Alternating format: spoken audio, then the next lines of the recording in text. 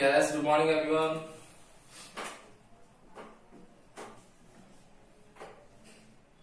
Good morning, sir. Good morning बेटा, good morning.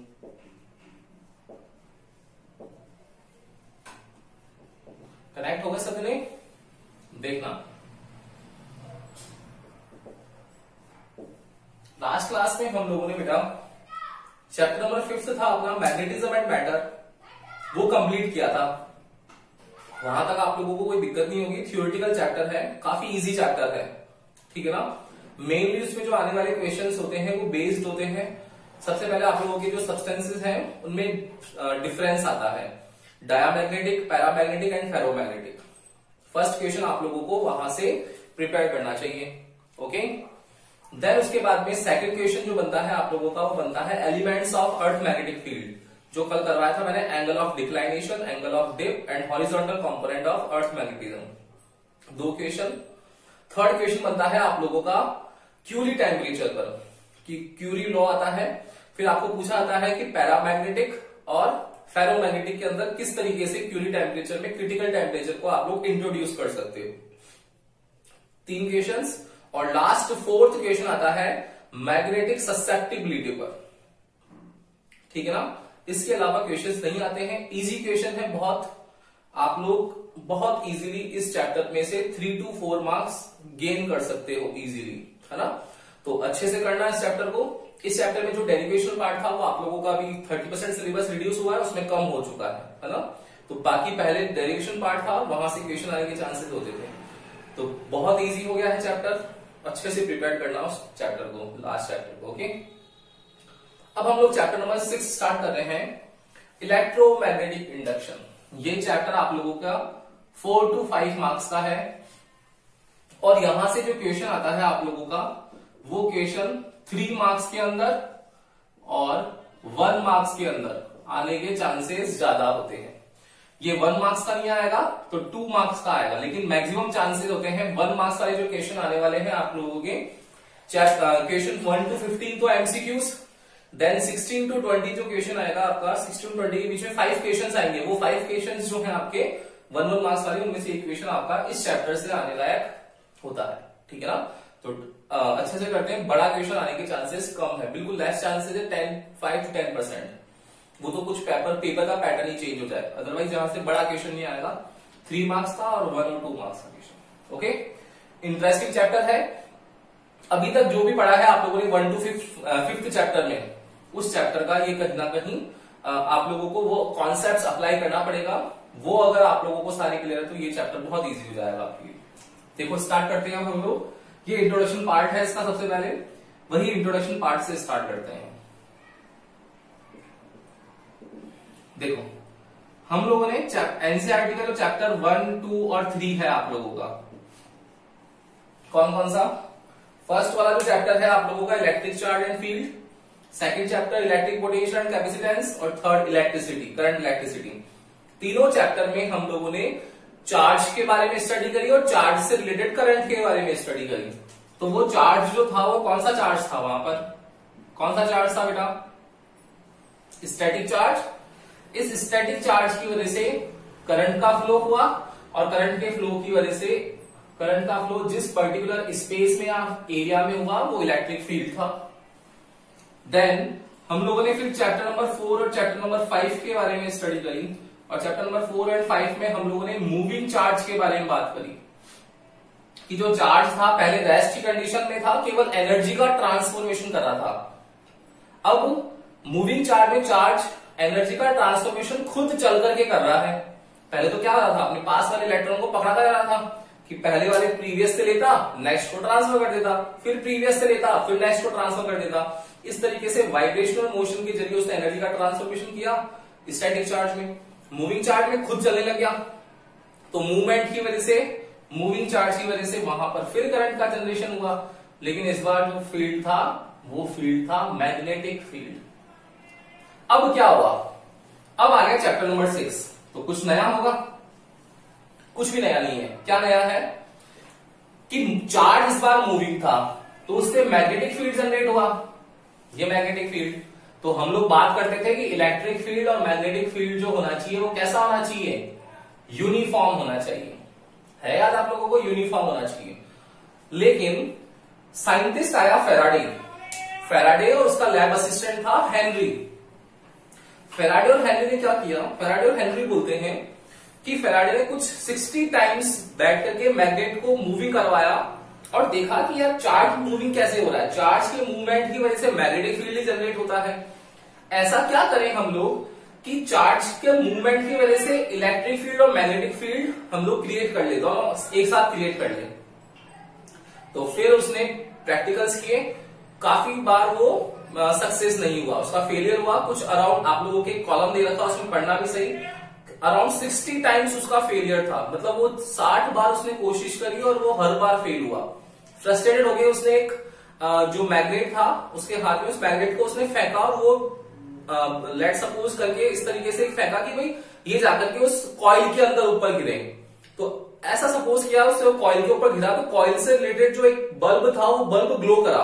तो फेंकते ही बल्ब ग्लो करा, इसका मतलब क्या हुआ कि अगर आप लोगों के पास में मैग्नेटिक फील्ड जो है, इस मैग्नेटिक फील्ड को अगर वेरी कर दें, अगर हम लोग, वेरी का मतलब क्या है कि कॉन्टिन्यूस नहीं रख करके, यूनिफॉर्म नहीं रख करके बार बार उसकी वैल्यूज को चेंज करते जाए किसी एक ही प्रैक्टिकल में, तो क्या होगा, बाय वेरिंग मैग्नेटिक फील्ड। तो मैग्नेटिक फील्ड को वेरी करते बल्ब फिर ग्लो हुआ, बल्ब फिर ग्लो हुआ मतलब क्या हुआ, इलेक्ट्रिक करंट का फ्लो हुआ होगा, और इलेक्ट्रिक करंट का फ्लो हुआ है तो इसी कॉन्सेप्ट को उसने बोल दिया इलेक्ट्रोमैग्नेटिक इंडक्शन। इस इलेक्ट्रोमैग्नेटिक इंडक्शन को शॉर्ट में लिख रहा हूं मैं यहां पर EMI, ये वो नहीं है अर्निंग मंथली इंस्टॉलमेंट, EMI मतलब इलेक्ट्रोमैग्नेटिक इंडक्शन। क्लियर। तो स्टैटिक चार्ज जनरेट करता है electric field, moving charge generate करता है मैग्नेटिक फील्ड। लेकिन अगर आप लोग उस मैग्नेटिक फील्ड को ही बार बार वेरी कर रहे हो, वेरी करने से वहां पर इलेक्ट्रोमैग्नेटिक इंडक्शन का कॉन्सेप्ट आता है। क्या होता है इलेक्ट्रोमैग्नेटिक इंडक्शन, वो अब स्टार्ट करते हैं। तो इंट्रोडक्शन पार्ट में ध्यान रखना कि मैग्नेटिक फील्ड के वेरिएशन से, जैसे वहां लिखा था फर्स्ट लाइन, उन चैप्टर्स में हर बार लिखा था स्टैटिक चार्ज, इस चैप्टर लिखा था मूविंग चार्ज, तो इस चैप्टर लिखेंगे by varying magnetic field current जो जनरेट हो रहा है वो प्रोसेस EMI का है। क्लियर। कोई डाउट यहां तक, यस और नो, बोलो, नहीं, चलो तो एक बार इसका स्क्रीनशॉट ले लो, देन अब हम लोग स्टार्ट करते हैं next.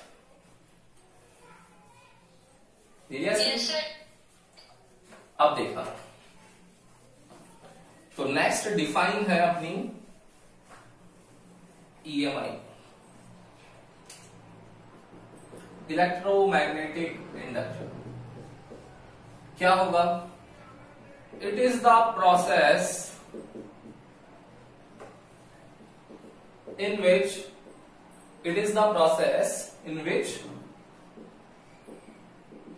electric current is generated by varying magnetic field.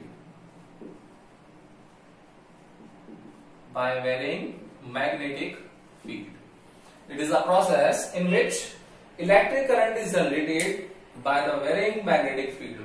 Magnetic field को वेरी करके इलेक्ट्रोमैग्नेटिक इंडक्शन की कॉन्सेप्ट को हम लोग फुलफिल कर सकते हैं।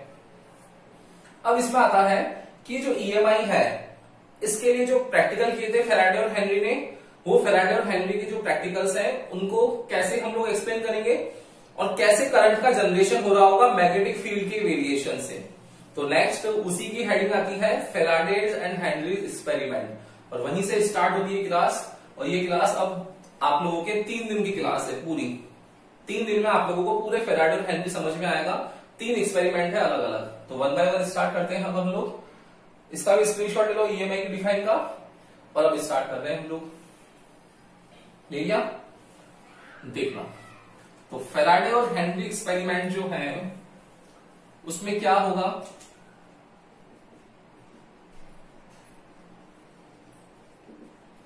Faraday's and Henry experiment. Faraday और हेनरी को इलेक्ट्रोमैग्नेटिक इंडक्शन की डिस्कवरी करने के लिए नोबेल प्राइज भी मिल रखा है। तो बहुत बड़ा कॉन्सेप्ट है कि सोच समझ के देखना। आइंस्टीन को मिल रखा है जैसे रिलेटिविटी के लिए, है ना, वैसे इनको भी प्राइज मिल रखा है फैराडे और हेनरी को। क्या है फैराडे और हेनरी के नाम पर, कैसे कर रखा है? ये 3 एक्सपेरिमेंट किए उसने बेटा। 3 एक्सपेरिमेंट कौन कौन से किए? फर्स्ट किया उसने by moving bar magnet relative to the coil. Second उसने अचीव किया by moving solenoid relative to the coil, relative to coil. And third किया उसने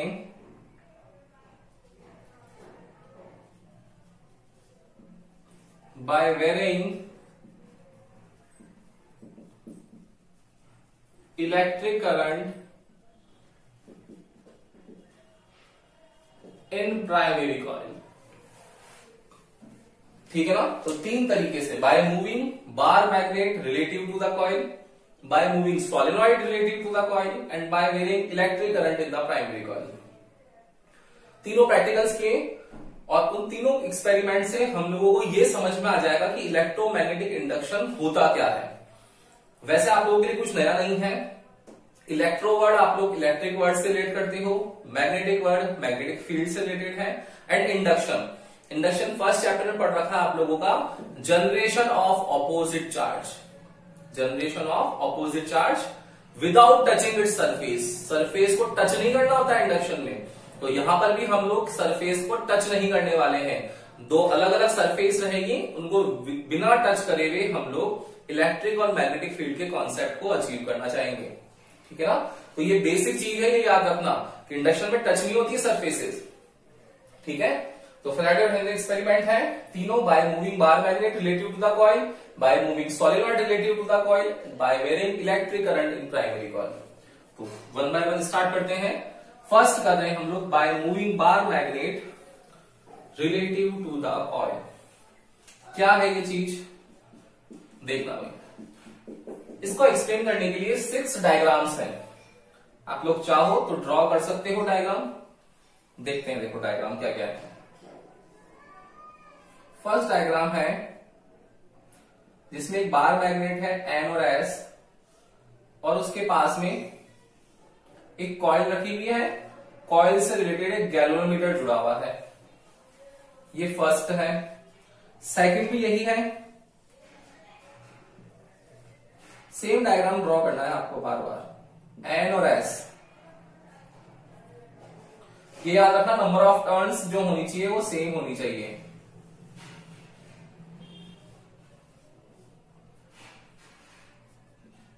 ये सेकंड है।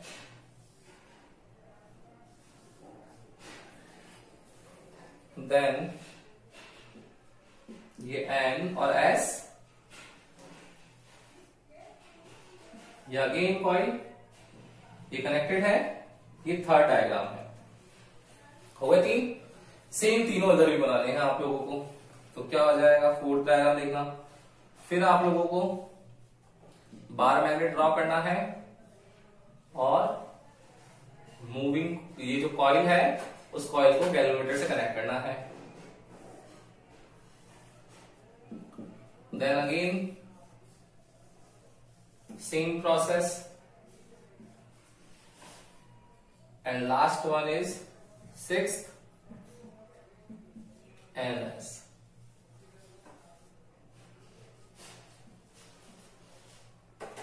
देखो ध्यान से देखना, इंडक्शन क्या होता है। 6 डायग्राम ड्रॉ कर लिए सेम हम लोगों ने। अब देखो क्या फर्क है वो देखना ध्यान से। हम लोग बोल रहे हैं कि इंडक्शन प्रोसेस क्या होता है बेटा। इंडक्शन प्रोसेस होता है कि अपोजिट चार्ज जनरेट करना।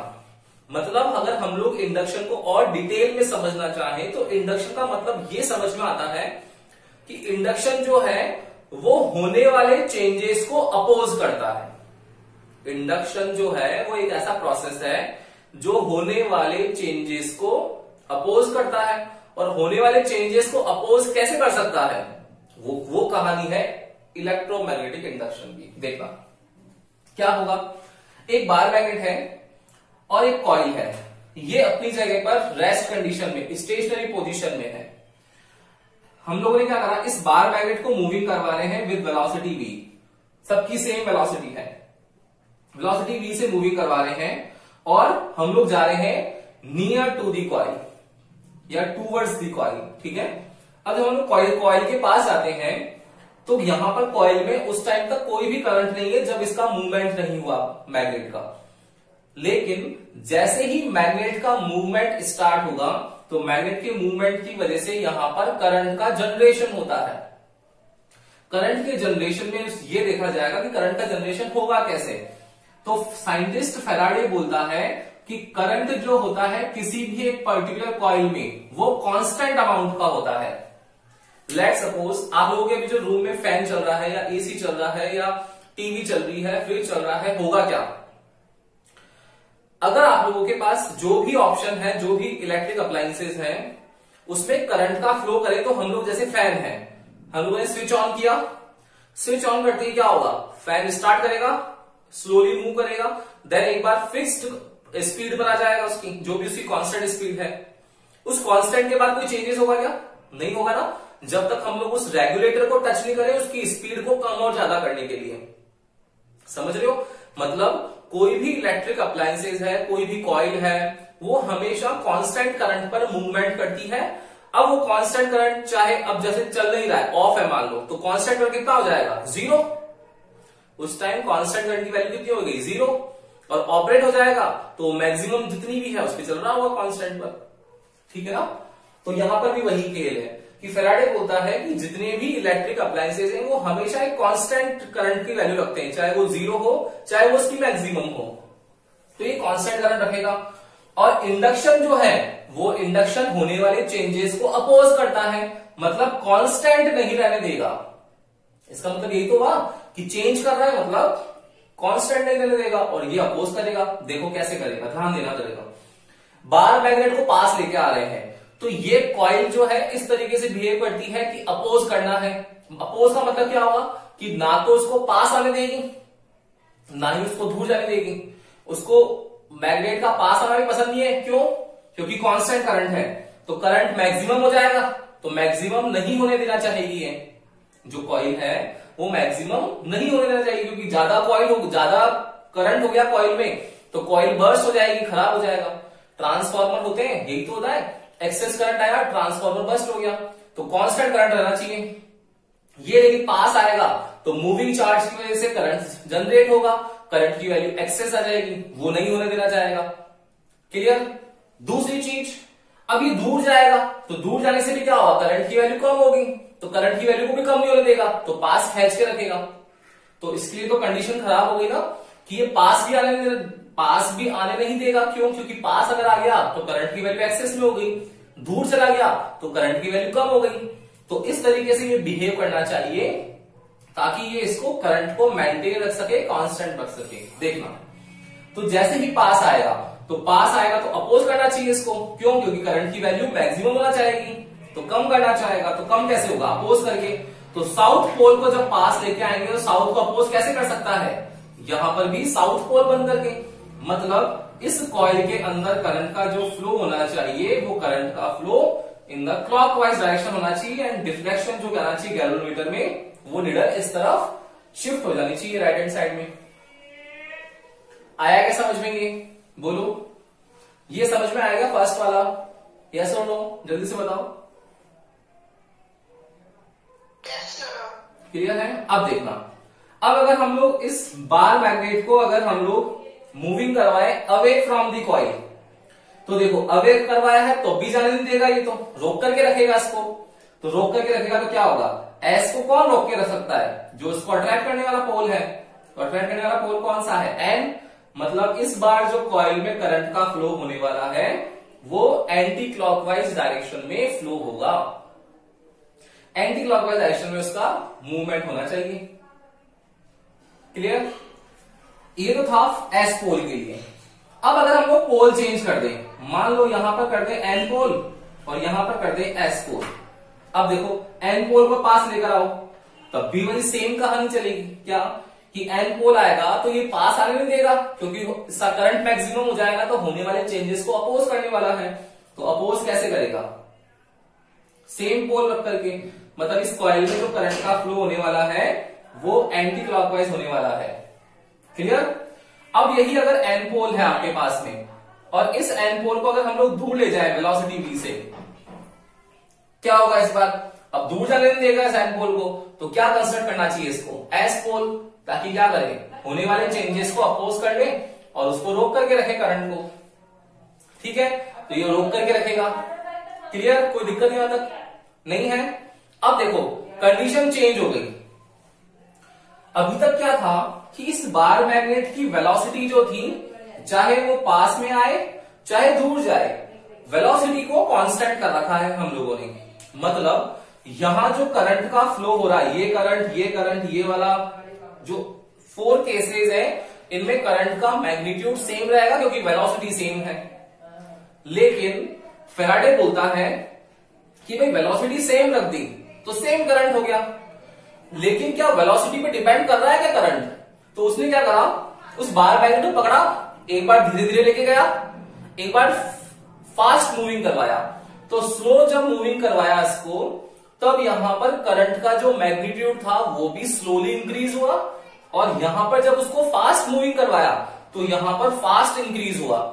इसका मतलब हो रहा है कि करंट का जो मैग्नीट्यूड चेंज हो रहा है वो चेंज वेलोसिटी पर बेस्ड है। कि अगर हम लोग इसकी वेलोसिटी को इंक्रीज कर दें, तो यहां पर जो करंट का मैग्नीट्यूड है वो करंट का मैग्नीट्यूड भी इंक्रीज हो जाएगा। करंट जो है अब यहां पर आपके पास वेलोसिटी पे भी डिपेंड करने लग गया। क्लियर? तो फिर बोला कि भाई अगर वेलोसिटी पे डिपेंड कर रहा है, इसका मतलब ये भी हो सकता है कि जब मूविंग नहीं करे तो कोई करंट भी नहीं होगा। सेम चीज कि इस बार अगर हम लोग इस बार मैग्नेट की वेलोसिटी को 0 कर दें, मतलब कोई मूवमेंट नहीं रखें, इस टाइम पर इस कॉइल के अंदर करंट का जनरेशन भी नहीं होगा। क्यों नहीं होगा?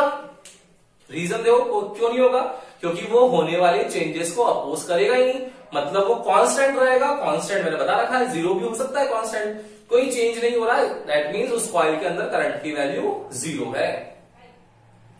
आया क्या समझ में ये पूरा कॉन्सेप्ट? जल्दी से बोलो भाई, ये चीज समझ में आनी चाहिए आप लोगों को कि फैराडेज एंड हेनरी एक्सपेरिमेंट कहना क्या चाहते हैं। फैराडे और हेनरी एक्सपेरिमेंट है कि अगर आप लोगों के पास में एक बार मैग्नेट है और उस बार मैग्नेट को अगर हम लोग मूविंग करवाएं रिलेटिव टू द कॉइल या विद रिस्पेक्ट टू कॉइल, तो बार मैग्नेट जब पास आता है तो वो होने वाले चेंजेस को अपोज करेगा, मतलब पास भी नहीं आने देगा और दूर भी नहीं जाने देगा। तो जब पास नहीं आने देगा तो वो रिपेल करेगा, मतलब सेम पोल जनरेट करेगा, और दूर भी नहीं जाने देगा, मतलब अट्रैक्ट करके रखेगा, तो अपोजिट पोल जनरेट करेगा। ये 4 केसेस हम लोगों को वही चीज डिपिक्ट कर रहे हैं।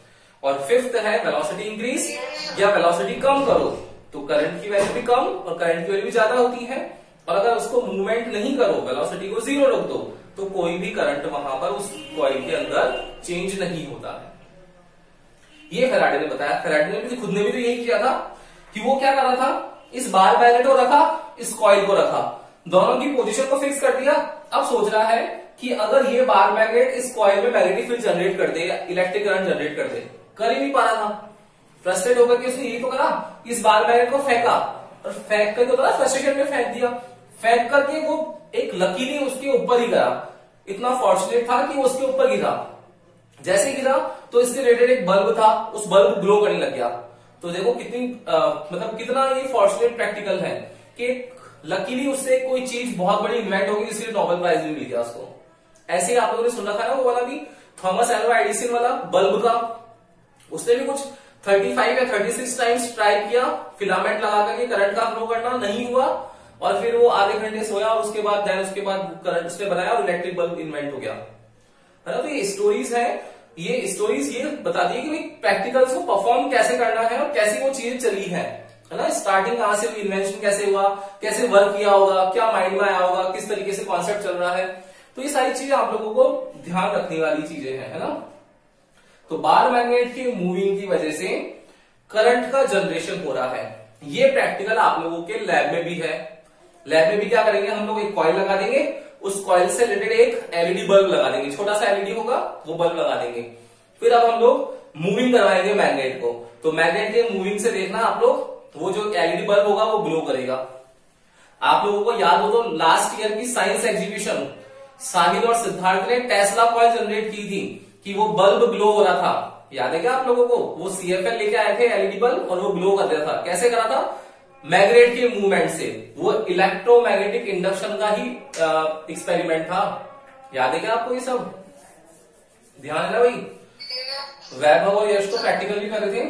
तो वही वाली सेम चीज है कि टेस्ला कॉइल जो है ना वही सेम बेस पे। टेस्ला कॉइल क्या है? एक बड़ी सी कोई बिल्डिंग है, उसमें अगर आप लोगों को करंट इलेक्ट्रिसिटी प्रोवाइड करवानी है तो क्या करो, बाहर एक ऐसा मैग्नेटिज्म जनरेट करो, स्ट्रॉन्ग मैग्नेटिज्म, उसकी वजह से वहां पर कॉइल जनरेट हो जाए, तो पावर कंजप्शन जो होगा वो कम होना चालू हो जाएगा, लाइट की बचत करना चालू कर देंगे हम लोग। सोचो कितनी इंटरेस्टिंग चीज है ये वाली, कि केवल मूवमेंट करवाने से करंट का जनरेशन हो जाता है। ठीक है ना? तो आने वाला टाइम इसी का ही आएगा। ले लो, चलो उसका स्क्रीनशॉट ले लो, फिर नेक्स्ट करते हैं सेकंड एक्सपेरिमेंट।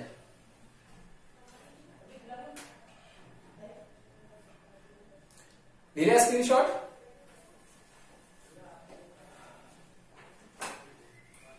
नेक्स्ट है अब इसमें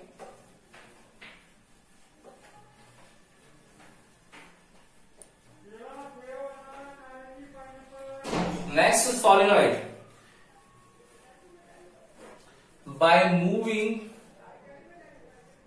solenoid relative to the coil। क्या होता है बेटा सोलेनॉइड? आप लोगों ने पढ़ रखा है 4th चैप्टर में। सोलेनॉइड क्या था? सोलेनॉइड एक होलो सिलेंड्रिकल ऑप्शन है, इंसुलेटेड, जिस पर कॉपर कंडक्टर वायर की रैपिंग कर देते हैं, और उसको अगर हम लोग कनेक्ट कर दें किससे? एक बैटरी और एक स्विच से, तो कनेक्ट करते ही उसमें करंट का फ्लो होता है।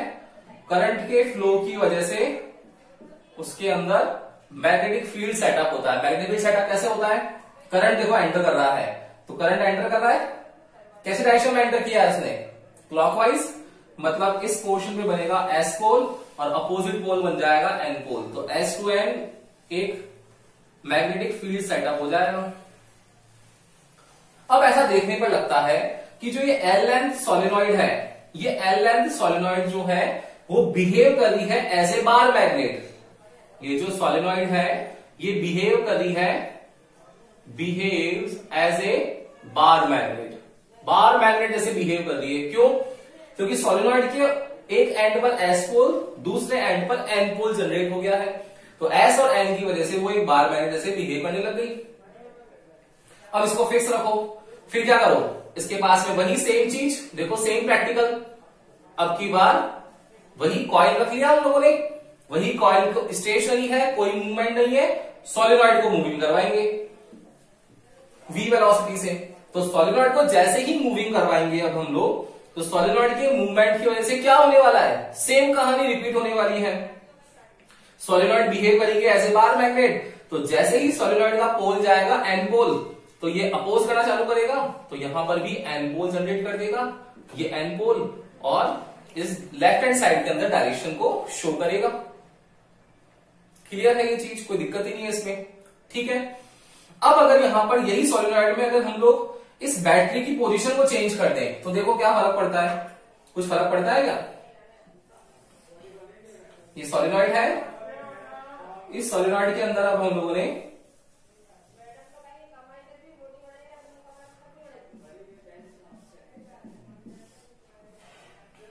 ये माइनस प्लस, अब देखो करंट का फ्लो इस बार ऐसे होगा, ये होगा इस तरीके से, देखो करंट का फ्लो अपोजिट हो गया, तो करंट का फ्लो अपोजिट गया, तो कैसे जाएगा इसमें कॉइल? ऐसे जाएगा, तो ऐसे जा रहा है, मतलब कौन सा पोल बन रहा है यहां पर? अगेन एन पोल, और यहां पर कैसा बन रहा है? Opposite S pole. फिर मैग्नेटिक फील्ड सेटअप हो गया, वेलोसिटी v से मूविंग का, इस बार क्या करो? इसको अवे शिफ्ट कर दो, तो इसकी वेलोसिटी इसको दूर लेके जा रहे हैं, तो अब दूर लेके जाएंगे तो कॉइल में फिर क्या चेंज होगा? वही देखो, फर्स्ट एक्सपेरिमेंट समझ में आया तो ऑटोमेटिकली समझ में आएगा, क्योंकि बिहेव करता है बार मैग्नेट जैसे। एन पोल दूर जा रहा है, तो एन पोल दूर जा रहा है तो जाने नहीं देगा, मतलब कौन सा पोल बनाएगा, एस पोल। क्यों? क्योंकि अट्रैक्ट करके रखेगा उसको। करंट को मेंटेन करना है, करंट कम नहीं होना चाहिए ना ज्यादा होना चाहिए, करंट को मेंटेन करना है। मेंटेन करने का मतलब है पास आए तो अपोज करो, दूर जाए तो अट्रैक्ट करो, खत्म कहानी। मेंटेन करके रखना है, यही इंडक्शन है। क्लियर है? तो फैराडे एंड हेनरी का सेकंड एक्सपेरिमेंट भी आप लोगों को क्लियरली समझ में आया होगा कि एक्चुअली में हो क्या रहा है। ठीक है ना? तो फैराडे एंड हेनरी का फर्स्ट एक्सपेरिमेंट मोशन है बार मैग्नेट का कॉइल के पर्सपेक्टिव में, फिर सोलेनॉइड का मूवमेंट है वही कॉइल के पर्सपेक्टिव में। तो चाहे सोलेनॉइड हो चाहे बार मैग्नेट हो, दोनों एक ही चीजें हैं। उनके मूवमेंट की वजह से कॉइल में करंट का जनरेशन होता है, और करंट का जो जनरेशन है, ये जनरेशन वर्ड ही इलेक्ट्रोमैग्नेटिक इंडक्शन है। क्लियर है यहां तक? अब थर्ड प्रैक्टिकल बच गया, वो थर्ड वाला एक्सपेरिमेंट है हम लोग कल की क्लास में करेंगे, क्योंकि टाइम हो गया, ओवर हो गया, टाइम होने वाला है कंप्लीट। ओके, तो अब हम लोग कल मिलने वाले हैं। दोनों एक्सपेरिमेंट आप लोग देखना, मैंने आप लोगों को नोट्स सेंड किए हैं, तो नोट्स में इसकी थ्योरी भी पढ़ना एक बार आप लोग ढंग से, समझ में आएगा अच्छे से। बहुत इजी चैप्टर है, मजेदार चैप्टर है। ठीक है ना बेटा? तो अब हम लोग नेक्स्ट क्लास में मिलते हैं। Good day.